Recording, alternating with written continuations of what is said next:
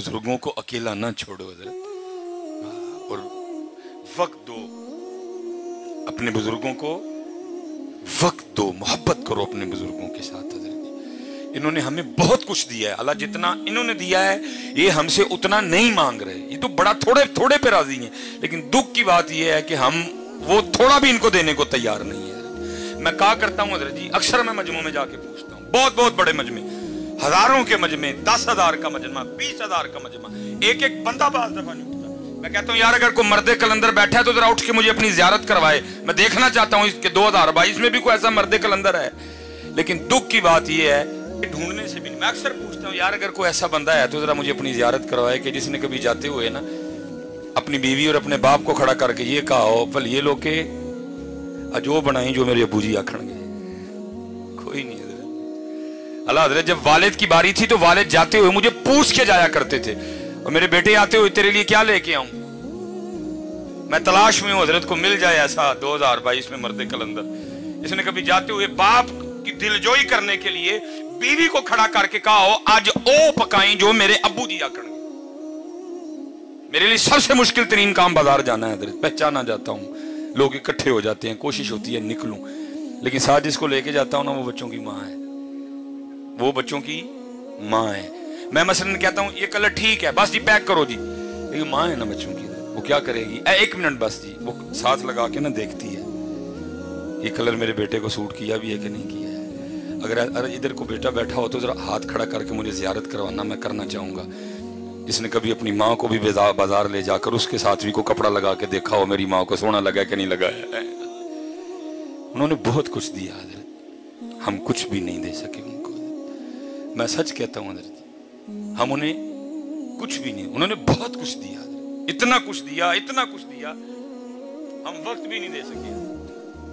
कोशिश करो हजरत जिस जिसके पास ये नेमत है ना, और रोज एक आम अपने हाथ से काट के मां को खिलाया करो। अल्लाह की कसम है 10 ड्रिपें भी इतना खून पैदा नहीं करेंगी जितना वो आम तू अपने हाथ से काट के मां को खिलाएगा, जितना वो आम खून पैदा करेगा। किसी डॉक्टर के 10 न्यूरो बयान के इंजेक्शन, किसी डॉक्टर के 10 मैथिकोबाल के इंजेक्शन भी वो खून पैदा नहीं करेंगे ओ पुत्र जो तू अपने हाथ से सेब काट के अपने बाप को खिलाएगा, जो एक सेब खून पैदा करेगा। मां को भी याद है, बाप को भी याद है मैंने इसको कितने लुकमे खिलाए हैं। वो बैठ के बस इंतजार ही करते रहते हैं कि इस दिन मेरा पुत्र भी मैंने को खिलाया, लेकिन पुत्र के पास टाइम ही कोई। और हजरत जी मिश्रा, मैं इस ईद पे ट्रेंड होता है ना, इस ईद पे सबसे ज्यादा जो ट्रेंड चला ना फेसबुक पे, वो था क्या था, तुर गए यार मोहब्बत वाले। मैं कैसी कौम है जो है उनको पूछता कोई नहीं, जो टुर गए ने ईद वाले दिन भी उन्होंने याद कर करके रोन दे देने, जो है उनको पूछता कोई नहीं है। टुर गए यार मोहब्बत वाले, टुर गए यार। और जो है उनके साथ तू क्या कर रहा है ये तो बता। क्या तू रात को आके अपनी माँ के पांव दबाता है? मैं स्पेशल नौजवानों से मुखापुत्र बनते हैं। अगर तेरी उम्र 35 साल है, 35 साल हो गए उसको तेरी नौकरी करते, अब बनते हैं उसके पांव दबाने। अगर तेरी उम्र 35 साल है, 40 साल हो गए तेरे बाप को तेरे लिए नौकरी करते, अब बनते हैं उसके पांव दबाने। थक गया वो तुझे पालते पालते, थक गया वो तुझे जवान करते करते, बूढ़ा हो गया वो तुझे जवान करते करते। अब तेरा हक बनता है कि तू रात को आके कम से कम को आधा घंटा तो उसकी खिदमत करना है। मैं आज सियालकोट में बैठा हूं सिर्फ बच्चों की तरबियत करने के लिए। मैं नहीं कोई जरूरत की छोड़ूंगा कि जी मैं आसमान से उतरा था, नहीं, मैं एक लैंडमैन का बेटा हूं हजरत। इज्जत अल्लाह ने बड़ी दी, लेकिन मैं एक लैंडमैन का बेटा हूं हजरत। और मैं कहता हूं मैंने बहुत कुछ अपने घर से सीखा। मैं अपने वाले साहब की शादी के 17 साल बाद पैदा हुआ। 18 साल मेरी उम्र थी, फर्स्ट ईयर मेरे कॉलेज में मैं पढ़ रहा था। अल्लाह ने सोच बदल दी, आलिम दीन बनने की तौफीक दे दी अल्लाह हजरत। अब दिन थे मेरे अब्बू के घर बैठने के, मैं कमाता वो खाते, लेकिन उल्ट हुआ हजरत। उस बंदे ने बुढ़ापे में मेरे लिए मजदूरी की। मेरे अब्बू के इस बाजू में राड डला हुआ था, खंबे से गिर गया एक दिन। ये हाथ मेरे अब्बू जी का जला हुआ था। इसीलिए तो मैं नौजवानों से पूछता हूं यार तुम गाड़ी पे किस तरह लिखवाते हो ये मेरी माँ की दुआ है, बाप को किस खाते में डाला तुमने? क्या तुझे बाप की अब जून की मजदूरी भूल गई? क्या तुझे अपने वालिद की मई की मजदूरी भूल गई? क्या तुझे अपने वालिद की जुलाई की मुशक्कत भूल गई? क्या तुझे वालिद का वो दिसंबर की धुंध में मोटरसाइकिल पे जाना याद नहीं रहा? तू किस तरह गाड़ी पे लिखवा रहा है ये मेरी माँ की दुआ है, बाप को क्यों बुला दिया तूने? तुझे कुछ भी याद नहीं रहा उसका? तेरा यूनिफॉर्म किसने लेके दिया, तेरी फीसें किसने दी, तेरे शूज किसने लेके दिए, तेरे बैग के पैसे किसने दिए, तुझे हर साल किताबें कौन लेके देता था, मैकडोनल्ड पे तुझे कौन लेके गया, KFC पे तुझे कौन लेके गया, मरी पे तुझे कौन लेके गया। आज तू गाड़ी खरीद के पीछे लिखवा लाया है ये मेरी मां की दुआ है। और मैं अल्लाह जी बड़ी बड़ी रैलियां निकलती हैं जी, औरतें मजलूम। मैं कहता हूं अल्लाह की कसम है, जितना इस मुआशरे में बाप मजबूर है ही कोई, और कुर्बान जाऊं बाप के कलेजे पे। गाड़ी के पीछे उसका नाम ही नहीं लिखा, लिखा मेरी मां की दुआ है, फिर भी चुप करके बैठ जाता है, पुछदा नहीं पुत्र नूं पुत्रा और मैं किथे गया। जो साहब मां को डरता है, पूछता नहीं बेटा मुझे किस खाते में डाला, अगर मां की दुआ है मैं किधर गया। वो मैंने वो सारी जवानी तुझे जवान करने में सर्व कर दी, वो किधर गई। लेकिन बाप है ना चुप करके बैठ जाता है, पुछदा नहीं पुत्रा नूं पुत्र जे मां दी दुआ है मैं किथे गया वा, मैनू केड़े खाते पाया जे। अल्लाह अल्लाह की कसम है, अक्सर ना वो फिक्रा चलता है ये जी मावा ठंडियां छावां। मैं नौजवानों से मुखातिब हूं, ओ भाई जरा थोड़ा जा पीछे वेख, तेरे प्यो दी कंड सड़ गई है तां मां ठंडी छां है, ये ठंडी छां है, उसकी पुष्ट जल गई है इसलिए वो ठंडी छां है। इसलिए बेटा ये डंडियां ना मारो, अपने बाप की बड़ी इज्जत करो, अपने बाप से बड़ी मोहब्बत करो। मेरे वालिद साहब वो पीछे पता नहीं कितनी बार ये होता रहा, सख्त मजदूरी की जी, खंबे पे चढ़ना, तार खींचनी। मैं लाहौर से आ गया फारिग हो, अल्लाह ने इज्जतें दे दी, नाम दे दिया छोटी सी उम्र में। दोनों बाप बेटा ना एक दफ्तर चले गए जहाँ मेरे वालिद साहब ने अंगूठा लगाना था।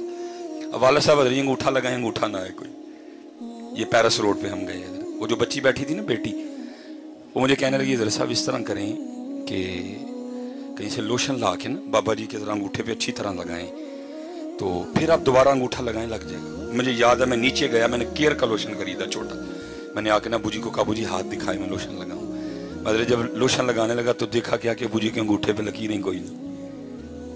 मैं बड़ा हैरान हुआ, मैंने अपने बुजी से पूछा, मैं बुजी लकीरें किधर गई। खुशी भी थी कि बेटा कामयाब हो गए, और जो मजदूरी की थी वो भी याद थी, मिला जुला रुझान, खुशी भी आंसू भी। तो मुझे आगे से कहते, मेरा सवाल क्या था बुजी लकीरां किथे गई, तो रो के मुझे आगे से कहने लगे यार तेरियां लकीरां बनाने मेरियां मिट गई हैं। हाय बड़ी कदर करना यार अपने बाप की। असल में कसूर इधर भी बड़ा, असी भी तुहानू मां ही सुनाई है, असी भी तुहानू मां ओदा बेचारे दा नाम ही नहीं लिया, किसी खाते में नहीं रहा। मेरे मुआशरे के पास एक जुमला नहीं है वालिद के लिए, माँ ठंडी छां, माँ की दुआ, जन्नत की हवा, माँ ये माँ वो, माँ ऐसे, माँ। बाप के लिए एक जुमला नहीं मेरे मुआशरे के पास।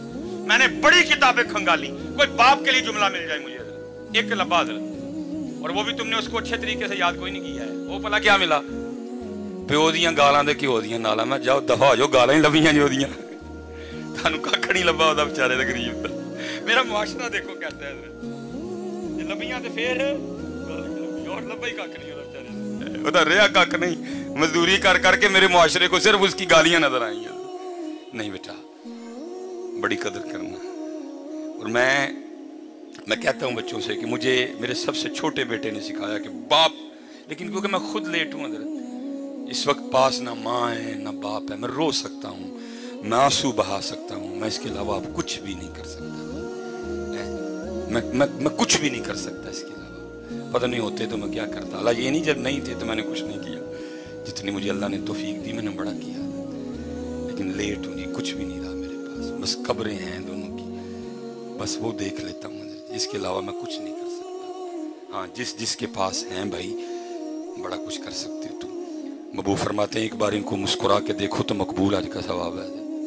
10.5 लाख रुपए हजरत हुकूमत ने इस दफा खर्चा निकाला है आज का, और उसके बाद भी आपने पता नहीं क्या क्या करना है। अब 52,000 फीट की बुलंदी पे जाएंगे, आपका जहाज जाएगा, आपने बड़े जोखम उठाने हैं, फिर आप मना, अरफात, मुजदलफा, क्या क्या मुशक्कतें लेकिन एक हाजी भी आते हुए कोई ऐसी रसीद, कोई ऐसा परमिट, कोई ऐसा कागज नहीं लेके आएगा जिसमें लिखा हो हाजी तेरा हज कबूल हो गया। लेकिन मेरे महबूब बैठे हैं, फरमाते हैं कोई 52,000 फीट की बुलंदी पे जाने की जरूरत नहीं, नो PIA, नो कोई कुछ भी नहीं। फरमाते एक बार इनको मोहब्बत से देख, तुझे मकबूल हज का सवाब अता करेंगे। इसलिए जिन जिन के पास ही हैं इनकी कदर करो यार, इनकी। और दूसरी बात, और मैं गुफ्तगू खत्म करूंगा साहब,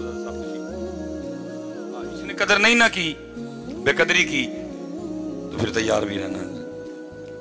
बुजुर्ग फरमाते हैं अल्लाह सत्तारुल उयूब है, ऐबों पे पर्दे डालता है, लेकिन जिसने वालिदैन को का दिल दुखाया, ये वो गुनाह है, अल्लाह उसके पर्दे नहीं रखेगा। अल्लाह उसको मखलूक के सामने इतना जलील और रुसवा करेगा ताकि मखलूक देखे जो अपने वालिदैन के साथ अच्छा सलूक नहीं करते, फिर हम उनके साथ क्या सलूक करते हैं।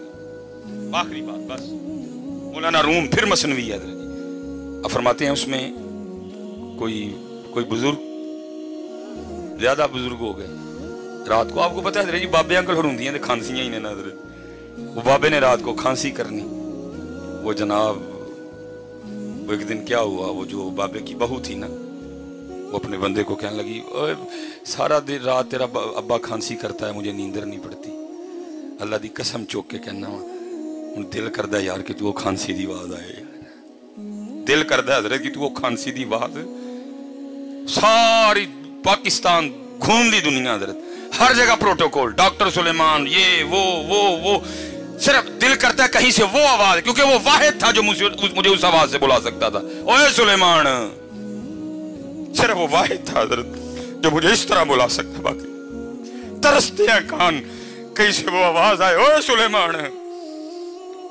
ओए सुलेमान, तरसते हैं यार कि तू खांसी की आवाज आए यार, चली गई है, खत्म, फिनिश, बस। वो बदनसीब बेटा, बीवी ने कहा सारा दिन मैं काम कर करके थक जाती हूँ, रात को तेरे अब्बे की खांसी सोने नहीं देती, इसकी खांसी का कुछ कर। उसने, मैं क्या करूं, अब वालिद है मेरा। उसने कहा इसको कहीं दूर छोड़ा। बदनसीब बेटा, मुख्तसर करूंगा। बाप के पास आ गया था, अबू जी देखो मैं भी सारे दिन का थकिया होना वा, ताड़ी नूह भी थक जाती है, तुम सारी रात खांसी कर दो, नींदर नहीं पैंदी। बाप था ना, उसने कहा अच्छा पुत्र मेरी खंघ की वजह ना नींदर नहीं पैंदी, अच्छा दस फिर की करना ही। वो कहने लगा अबू जी वो जो डंगर वाला कमरा नहीं, फिर तुम राती उत्थे लेट जाया करो हैं। उसने कहा बेटा उत्थे जे मैं सोवांगा तुहानू सुकून दी नींदर आ जाएगी। उन्हें कहा हाँ अबू जी सारे उत्थे तक खंघ की आवाज़ आनी नहीं है। उन्हें कहा ठीक है पुत्रा मैं उत्थे टुर जाना। बेटा अंदर गया, एक कंबल लाया बाबे के लिए। वो जब बाबा कंबल पकड़ के जाने लगा ना, तो मौलाना रूम मसनवी में फरमाते हैं, लिखते हैं, कहते हैं कि वो जो पोता था ना बाबे का, उसने वो कंबल दादे के हाथ से छीन लिया और उसको खोल के ना जमीन पे रखा और पाँव रख के ना उसको दरमियान में से आधा कर दिया, आधा दादे को दिया, आधा पास रख लिया। वो बाप हैरान होके पूछता है बेटा तूने दादे का कंबल आधा आधा क्यों कर दिया, अंदर ढेर कंबल पड़े हुए हैं, उनमें से को ले लेना था, दादे का कंबल आधा क्यों कर दिया। वो आगे से कहता है अबू जी इसलिए आधा किया है, जब आप इस उम्र को पहुंच के खांसी करेंगे तो ये आधा कंबल दे के मैं आपको भी गाँव वाले कमरे में छोड़ के आऊँगा। जो कदर नहीं की थी तो फिर तैयार भी रही हो, फिर तैयार भी रही हो। इसलिए मैं बस गुजारिश करूंगा कदर करो यार इनकी। आज वक्त है हजरत मेरे कीम साहब रहमतुल्लाहि तआला अलैह की बात पे मैं एंड करूंगा, मैं इसी बात पे एंड करूंगा। मेरे कीम साहब रहमतुल्लाहि तआला अलैह आप फरमाते हैं जब तक चले खूब चले साय अपने दी आ रही है।